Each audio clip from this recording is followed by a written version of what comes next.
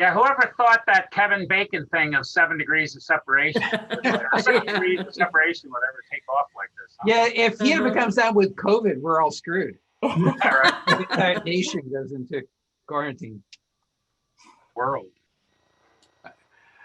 Okay, well, 9:05. We'll get back to Thanksgiving after the formal meeting. And I did remember this week flow charts. Today we're going to talk about flow charts, which is a complete rabbit hole.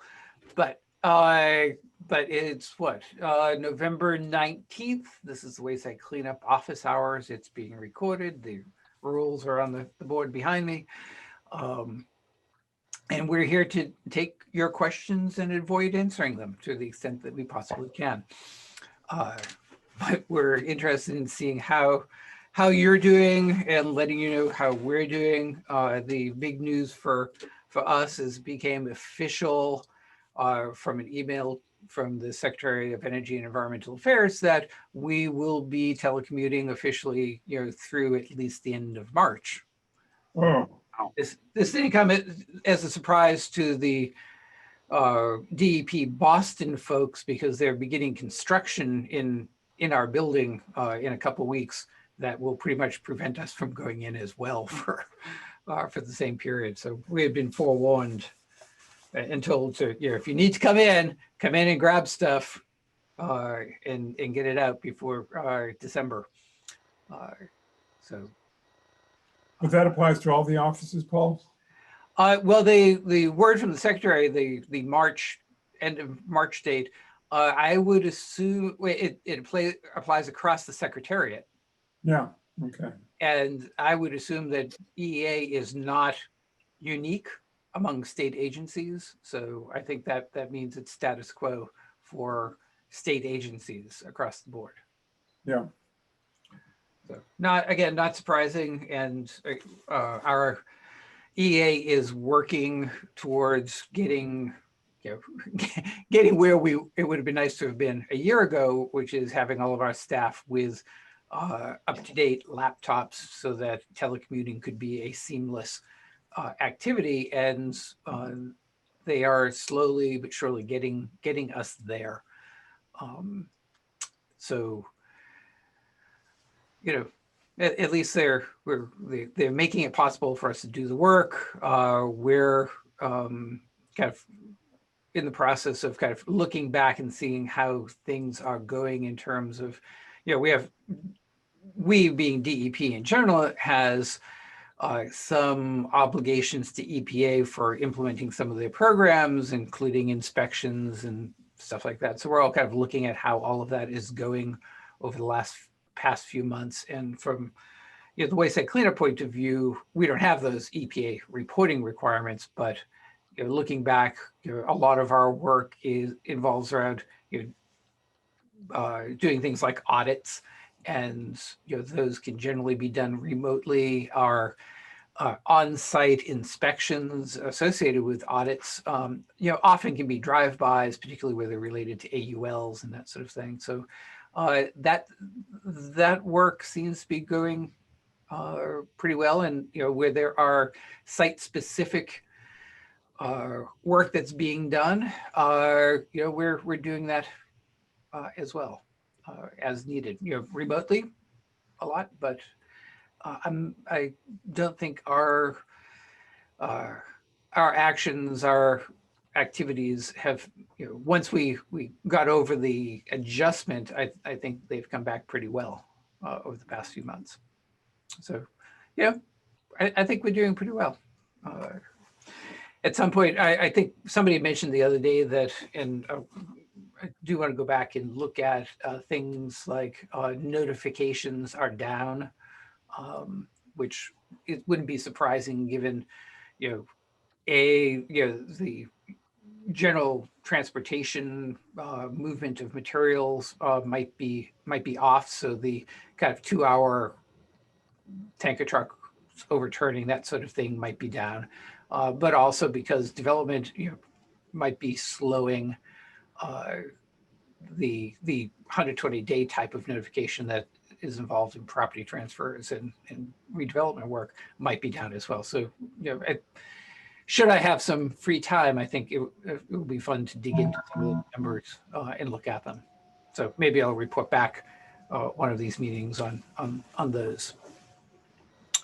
Other than that, it looks like the PFAS and private well stuff will be beginning to take off over the next month or so. So at some point, I keep warning you about this, but there has to be some prep work now with the local boards of health, make sure that they are ready and can kind of assist us and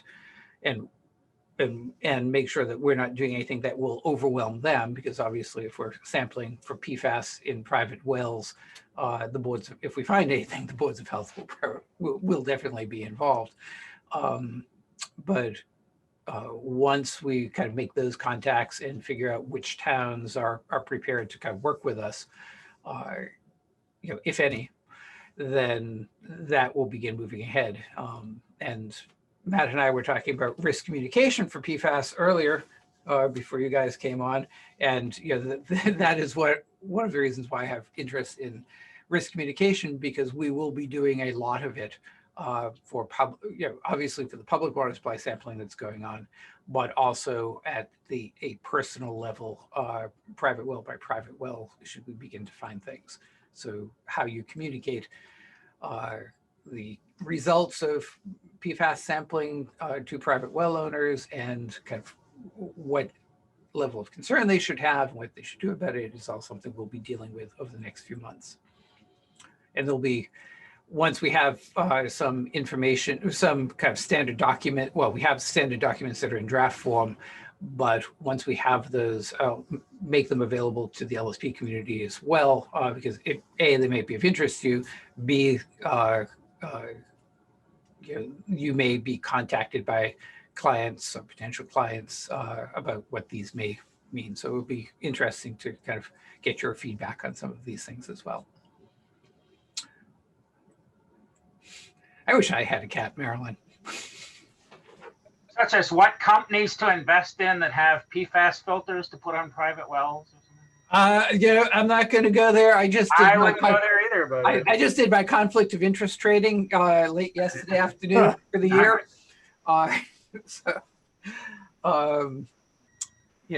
I'm sticking to municipal bonds myself. Yeah. Okay. Paul, pardon me, when did you say those letters, those drafts might be available? Well, once we kind of have final versions and have it prepared and start going out to the public or to boards of health and then the public. So I would say probably another couple of weeks. I think now it's just looking at getting over the Thanksgiving period, and so all of that should be all set to go, beginning of December. Paul, this is Linda with a question. Are local boards of health aware that the private well piece of this is going forward, because they're swamped dealing with COVID? Yes, and that we are acutely aware of that. So the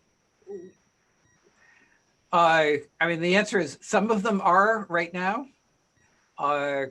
We have done outreach to MHOA.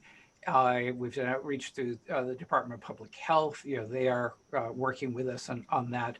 But we also realize that the broad, sweeping outreach that happens, at that higher level, often does not kind of filter down to the individual boards of health and the individual members on it.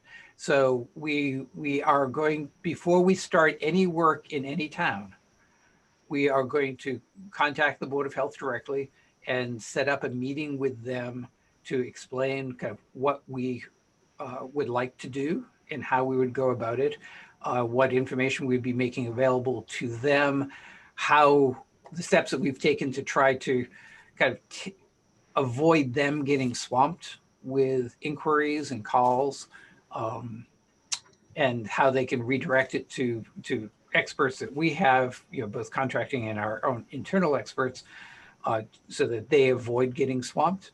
But we also recognize that if a board of health says, we really can't deal with this right now, we're not going to go ahead in that town.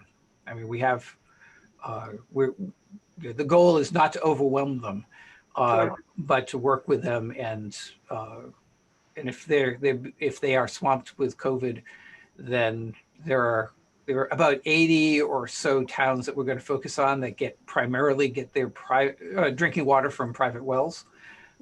So we'll work through them, and I'm sure we'll find some that are willing and able to take this on.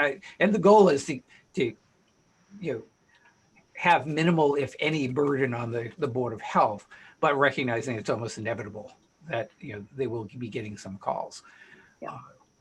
But Great, thank you. and they'll be out and working with them to then identify kind of local groups that could help identify homeowners to get volunteers to step forward. And part of what we will be sharing with you is kind of the information we'll be making available to the homeowners, so that they kind of have a good informed consent about kind of what's happening and what will happen if something is found. Is that list of 80 communities available, Paul? I'm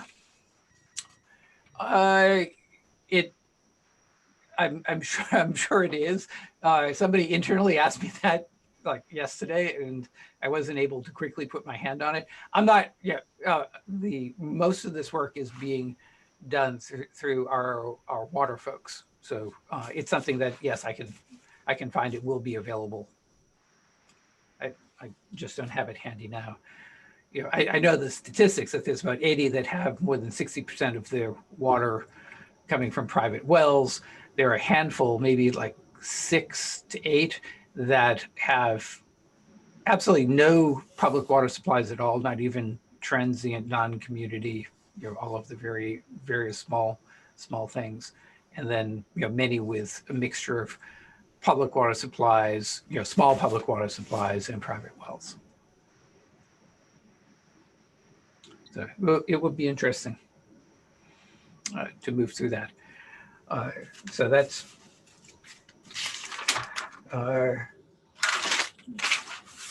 that will probably create, and our expectation is that a number of them will come up positive, hopefully a small number of them, and that will lead to some level of kind of waste site cleanup work. And it's primarily a research project to find out what the distribution of PFAS in the state is, both public and private water supplies, to see what's in the groundwater. But what will then fall to waste site cleanup to do will depend upon a large number of factors. The concentrations found, the number of wells, the proximate to known or potential sources, et cetera, et cetera. So there'll be a lot of case-specific decisions about kind of what the exact follow-up is going to be. It will be interesting, but just based on preliminary information, are you prepared for the fact that you may get positive detections, maybe below your standards, but maybe a wide range of positive detections that then people are going to ask questions about? Are we prepared for it? I'll say we think we're prepared for it.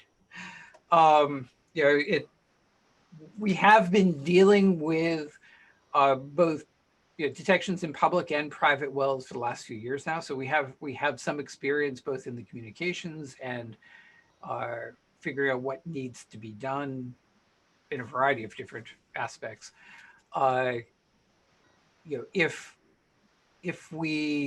it really it depends on what we find. If the worst case scenario is we start sampling and we find a lot of highly elevated PFAS levels, and that could be just random and there's just a lot out there, or it could be because people who step forward and volunteer have some sort of bias towards being close to a source, and thus it leads them to volunteer. So we may end up with high levels. And so that would require resources. The good news is that the state budget, which is still working its way through the legislature, has additional resources for DEP specifically for PFAS. So that will be very helpful to address that. And it will be, the resources will be shared and with it will be primarily water supply, but also the waste site cleanup program will be receiving them, the way they'll be distributed. And so are we prepared? I just, you know, we hope we are. I'd be interested in what other LSPs have found from, you know, just general groundwater monitoring. But, you know, if I had to make a guess right now, my guess is you're going to find numbers in the single digits, maybe into the low teens. Pretty widespread, but we'll see.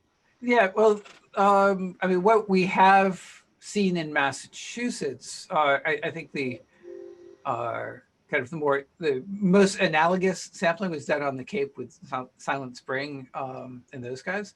And they announced last year, or it must have been almost a year ago, results of 103, and about half of the wells sampled had measurable levels, which conversely, half didn't. Right. And 3 of the 103 had concentrations above 20. So if that holds true across the state in a random sampling, then I think we are well prepared to deal with it. But some of these will be more targeted towards possible sources. So you know, it might not be as random, and so we are hoping we don't, but would not be surprised if we had different numbers from that. But given that, I don't expect that everything is going to come up with levels of concern. And there's a question in the chat about whether it's drinking water wells or whether irrigation wells would also be included. The legislation giving us the money to do this specified private drinking water wells. So that will be the focus. Paul, a question? Yep. So, in case I'm familiar with, a detection above the laboratory detection limit has triggered the provision of bottled water to the residents, and above 20 has triggered the installation of POET system. Is that what's going to be required at these homes? Well, I think the one thing to kind of make sure is clear in our communications that go out is there certainly is a difference between a PRP that is doing work as a 21E site versus this work, which is being done as a kind of research project. And to the extent that the sites become, the information leads us to kind of bring it into the 21E world and identifying a responsible party, then the rules of the waste site cleanup program and the MCP, which would be include things like looking at substantial release migration and looking at critical exposure pathways and taking actions in response to that, all of that would apply. But at the, as we go in and begin to get the initial results back, they're being addressed not necessarily as 21E sites. So, dear Mr. and Mrs. Smith, we would like to have a test done on your well. If the results come back A or B, while in other instances, people are obtaining bottled water or POET systems to reduce risk, you're on your own? Well, I think the way to say that, and this is why the risk communication aspects of this is important. One thing we want to make clear is that if there isn't, I think it's fair to say that in sampling private wells, if something comes up, our experience has been that private homeowners are rarely the source of elevated, significant PFAS contamination. And that the department, where it can, works to identify the sources of the material. So if you have elevated levels on your property and you are not the source, then one of the things that we'll be looking at is trying to identify where the material is coming from. And to the extent that we identify a source and a responsible party, then the down gradient property owner that's affected by that will, if everything works the way that it normally works and should work, then the upgraded responsible party would take responsibility for things like bottled water or POET systems, whatever the appropriate thing is. In the absence of an identified PRP, then the homeowner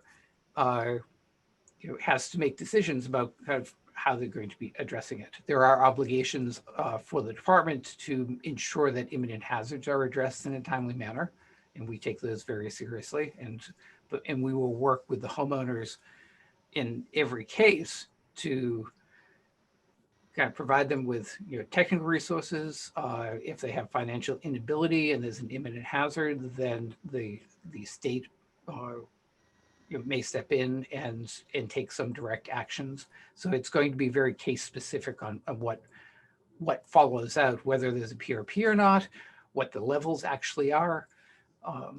So it makes the risk communications aspect of this upfront so that they have informed consent before they actually agree to do the testing kind of complicated.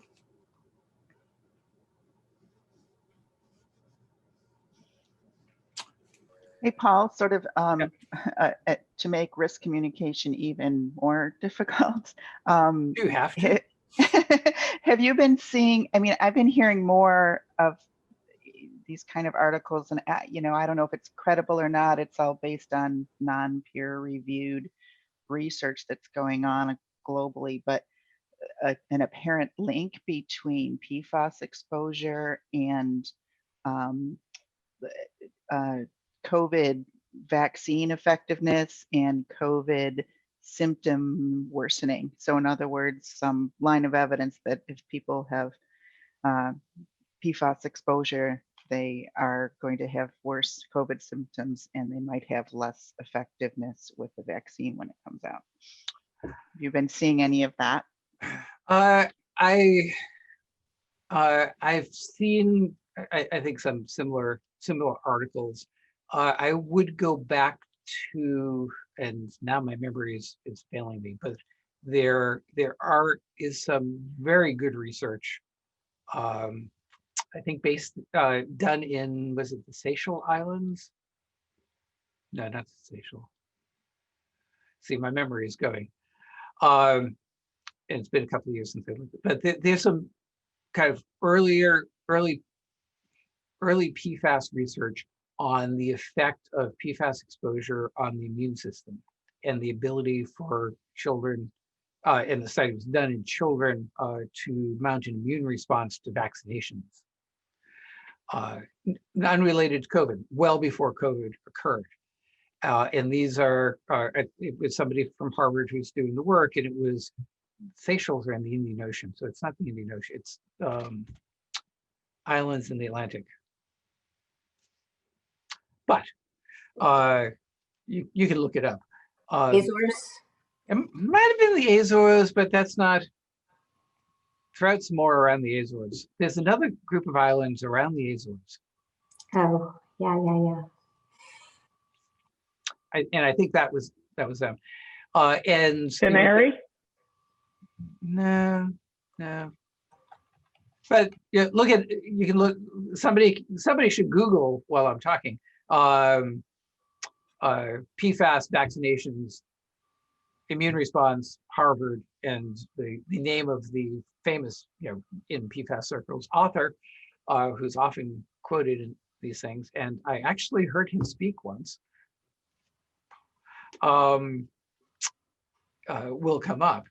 and the evidence seemed to be very strong, from what I saw, that my understanding, of course, it was the actual author talking about it. So, again, they would make it seem strong, that in this natural experiment where they were able to look at the immune response in children that were receiving routine vaccinations, and at the same time measure PFAS levels in blood. And so they were able to, and maybe the Faroe Islands, thank you. Yeah, it's Danish. Danish too. So it was, so they could look at both the PFAS levels and the immune response to the vaccine, and saw a decreased immune response with increasing levels of PFAS in blood. That seemed pretty sound science. Whether the level of decrease, it wasn't like wiping out the immune system. It really was percentage. I think it had a high, I would portray it as, in my mind, a high confidence that there was some decrease in immune response, but not wiped out, not even 50%. So, and is that enough to make people concerned? And I think the other thing to note is that in general, blood levels of PFAS have been declining over the past decade because of the phase out of the longer chain PFAS in consumer products. So I would question whether even the magnitude of that difference would be generally applicable to the general population. Obviously, if you actually have PFAS in the water supply, your blood levels might be higher than average. All of which to say, it's plausible, but I don't think, and impossible, but I don't think it would be such a large decrease that it would eliminate the beneficial effects of the vaccine. It's Philip Grandjean. Yes. Faroe Islands, and it was in the January 25th, 2012 issue of Journal of American Medical Association. Thank you. You can find it on the Harvard website. Yeah. Thank you. I would highly recommend it. It appeared to be a very good and interesting study. But kind of, and putting in perspective, I'm not sure what that would say about kind of our kind of moving ahead on the private well sampling, because it's still, whether we sample a well or not, people have, if the PFAS is in the water, it's there whether we sample it or not. And I guess my perspective, it's better to know and be able to take actions to reduce that exposure by drinking bottled water at the very least. But that's a kind of part of the choice that people are going to have to make when we begin approaching them to look for volunteers. And I certainly understand kind of that there may be people that would not want to have their water sampled, partly because they don't want to know. And while I acknowledge that exists, I wouldn't make that choice myself. But so lots of fun coming up. Be interesting. So certainly be exciting for you, Paul. No question about it. It will make for an interesting winter and spring, and I think some good data will be coming out of this. I think there are a lot of unanswered questions out there about where some of the elevated levels of PFAS are coming from. I know down on Nantucket, for instance, the Nantucket Airport is conducting investigation for PFAS that leaving the airport going down gradient, but there has also been some sampling of private wells in the area, or, cross gradient from the airport, that are also seeing measurable and sometimes elevated levels, not as elevated, but indicating there may be other sources there. And so it's going to be interesting going through and seeing the distribution in trying to figure out kind of what, where it's coming from, and from waste site cleanup's perspective, kind of when it would fall into waste site cleanup and when it might not. I look at it a lot like 1,4-dioxane, and I wouldn't necessarily be surprised to find some levels associated with septic systems, given how common it is in consumer products. I wouldn't be surprised to find levels associated with other potential sources that are out there, and some of which would be regulated by 21E and be a site, and others wouldn't. And that's part of what we're trying to figure out, which, going back to, I think Barry was talking about, it's like, right now, we don't know whether something taken in isolation, a sample that comes up somewhat elevated, we don't know quite what box to put it in. It's a lot easier when you have a site and you're working, defining the extent of contamination of a known site and a known source, a known release. It's another where you just have one data point and you're starting from there. So do you guys have any experiences in the PFAS private well sampling well? I know Barry does. And I'll add to that, if I may, that you cannot imagine how alarmed people get and how the reactions they get. Just it's an explosion of concern. You may have people who are ill or pregnant or wanting to be pregnant, or it goes on and on. And so I caution you to consult with the Department of Public Health or with boards of health about how to react to the results, because they'll look for somebody. If the department is the one that opens the box and there's no one within arm's reach, you guys are going to become people that are going to be inundated with cries for help. Yep. We're aware of that, and it's so we have been working with DPH very closely. Met with them yesterday, for example. We are working with the boards of health on a larger scale with the organizing, with the larger organizations. And like I said, we will be working very closely with each individual board of health as we move through the towns. We have experienced exactly what you're describing. So we're trying to prepare for it, and it's kind of a no. In some ways, it's a no-win thing. In order to get the information, in order to better protect water supplies and better kind of develop our program, you need that information. But in order to get that information, you are open to those kinds of reactions, and you can prepare for it, but you can't prevent it from happening. And because those are all very legitimate responses to it. Not only the people involved, but their neighbors and their friends, and then the town. Let's see, question, has there been any push for real estate inspections to include PFAS sampling for drinking water as part of selling homes or commercial properties with private wells? Well, that's an ongoing, take PFAS out of it.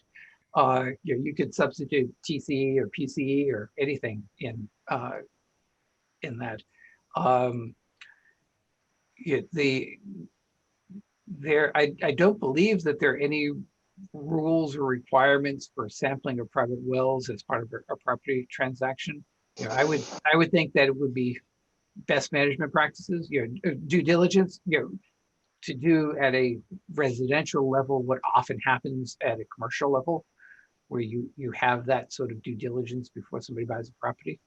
And there are certainly people out there that are buying properties that call us because they either have sampled their water and they want to know what it means, or they have general concerns and want to know how to go about sampling it. But it would be great if it was more of a standard practice to go beyond the kind of metals and bacteria, which I think would be the more common ones. They often will look for iron and manganese and bacteria. And there are certain parts of Massachusetts where looking for radon would be in your water would be a good idea. The naturally occurring arsenic, where and because there's more heightened awareness, it might be more common in those areas. But if I were buying a house with a private well, and I went out of my way not to, I would do the full suite, and that's, if people call me, that's what I recommend, that you look for the chlorinated compounds, and now I would add looking for PFAS as well. And if you're going to buy a X number of $100,000 home, spending the hundreds of dollars, up to $1,000 in well sampling, I think is well worth it. Actually, do you mind? I'm curious about that, actually, Paul, if you don't mind. If I just ask the room, I see one attorney who might represent potential buyers, Barry, but anyone else who has experience with this, what do you, if you do get questions about this, whether it's a commercial property or I guess we're focusing on residential properties with private wells, what do you typically, do you get these kinds of questions, and what do you typically recommend? For my part, I'll say that it's so emerging as a topic that I haven't had that question. Barry, it's hard to hear you.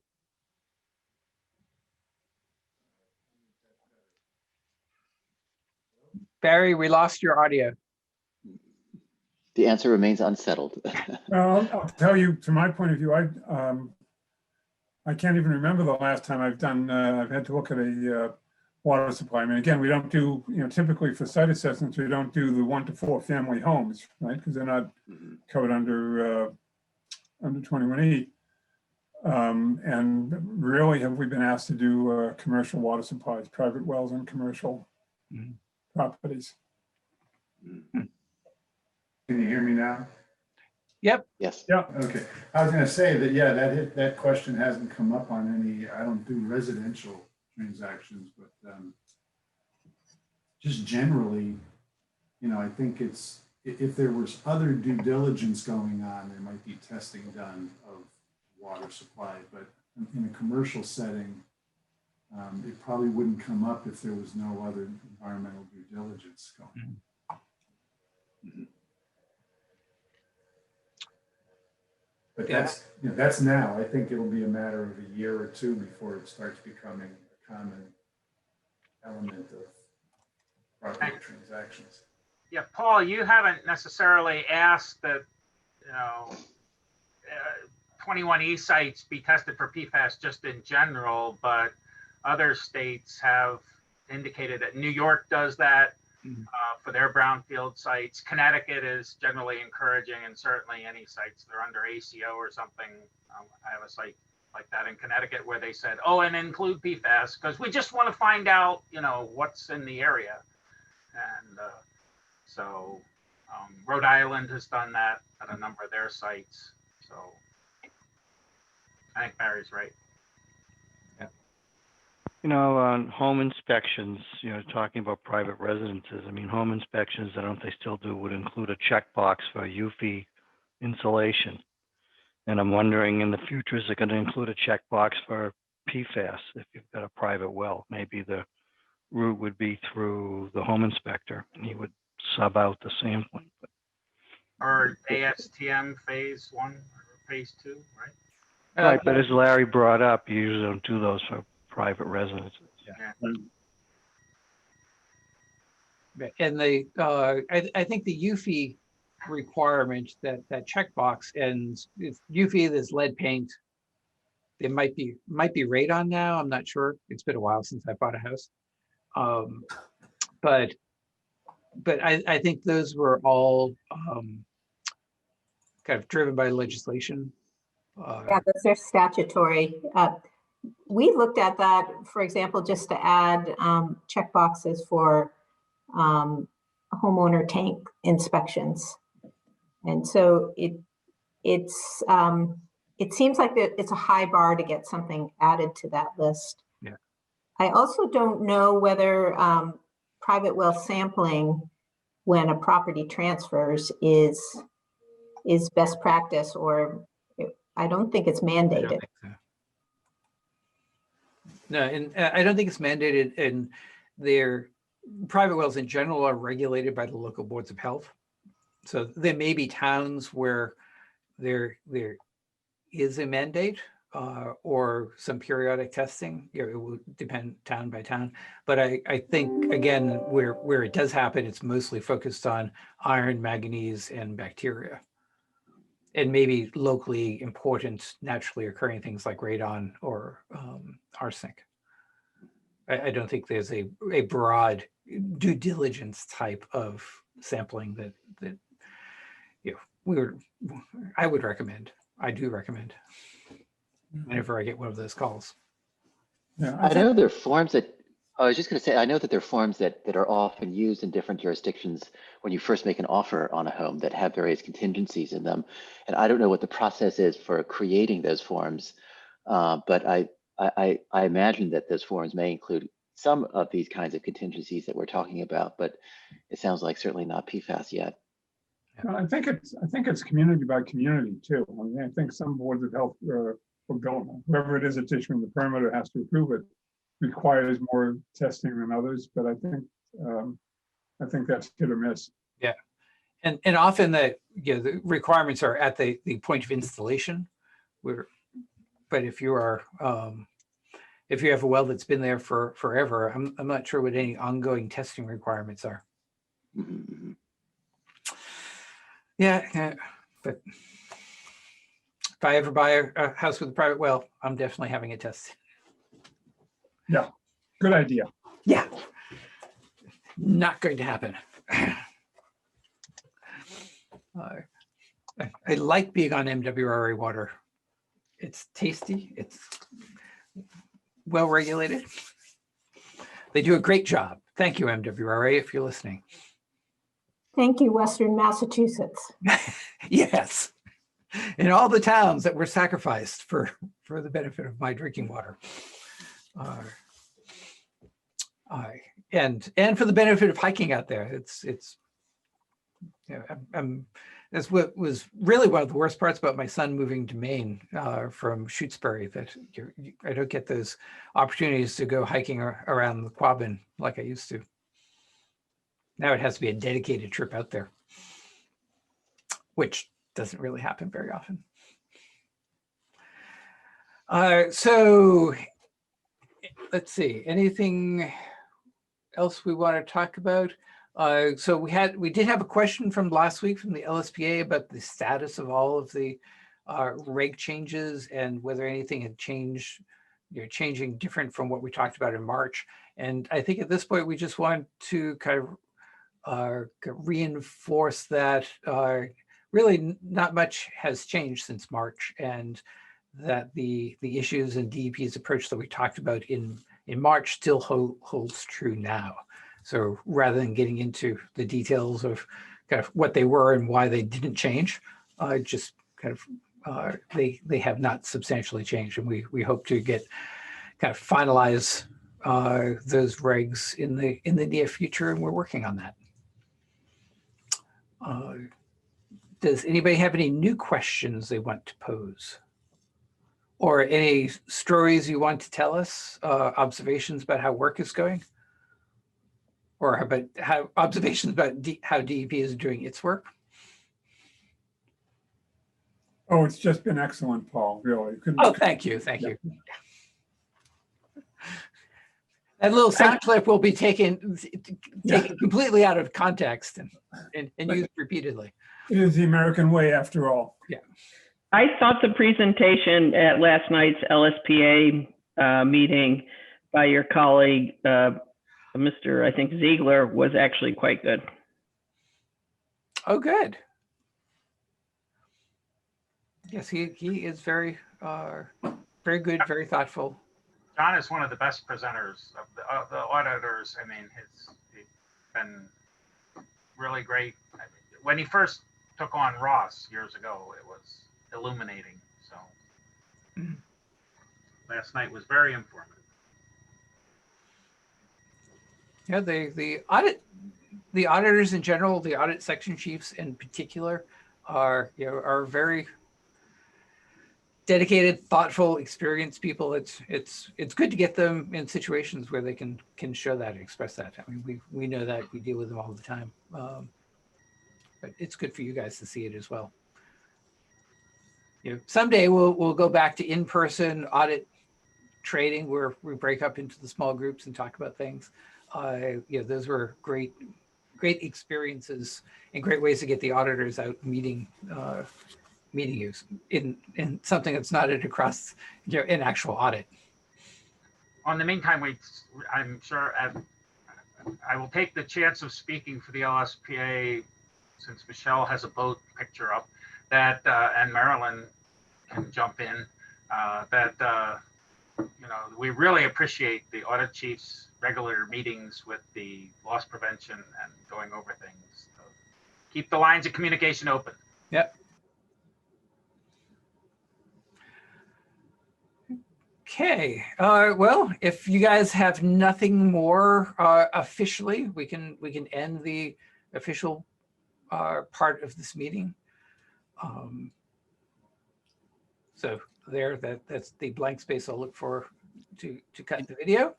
Paul, can I go back to one topic? I know you discussed it at length about the private well sampling, but I do believe that there are practitioners out there right now with clients with private wells that were sampled with PFAS exceedances. This wasn't part of programming. This was, someone's concern, I believe, and with no obvious sources for the PFAS other than perhaps septic system. And we're hearing different answers from the regions, from highly experienced people in the regions, about whether this is a reportable condition or not. And what are the next steps? And I would urge some guidance on this very serious situation, I think. Yeah, I think I will say that I think the short answer is that unless there is an obvious and clear notification exemption, then a concentration above or an RCGW1 in a private well triggers notification. Interesting. Okay, I understand that, and I think I know one practitioner who's interpreted that way. I also know a regional official, who I'm not going to name, who is, who expressed it this way. Oh, I can't imagine that we envisioned that as a reportable condition under the PFAS regulations, the new revisions, when it could only be from a septic system. Well, not knowing anything about that situation, one, again, I will repeat, there are specific notification exemptions that one could look at and it may be able to determine whether they apply or not. But part of the point of the notification is to get potentially significant conditions into the MCP process so that the assessment and figuring out of kind of what's going on, where it came from, and what has to be done about it is done kind of in a kind of clear and on the record manner. And one of the things that we don't we try to avoid by having clear notification thresholds is people kind of doing that evaluation kind of back of the envelope. Well, it doesn't look like there's a source, so I'm thinking nothing would be done about this, so I'm not going to notify. The outcome of something could range from, it actually is the downgrading recipient of some unknown upgradient source that they're just not aware of, which is in fact still notifiable. The effect, the inputs that might come from septic systems and the tip levels one would expect from that, as I talked about the results that seen down on the Cape, it doesn't seem generally to be that significant. It doesn't mean that in an individual case it might not apply, but it's certainly not, it doesn't appear like it would be common that notifiable conditions would come out of septic systems. There could have been, an incident where AFFF was sprayed on an overturned car tanker at a nearby fire at a building that they just don't remember. So there are a lot of potential sources that just might not occur to people, and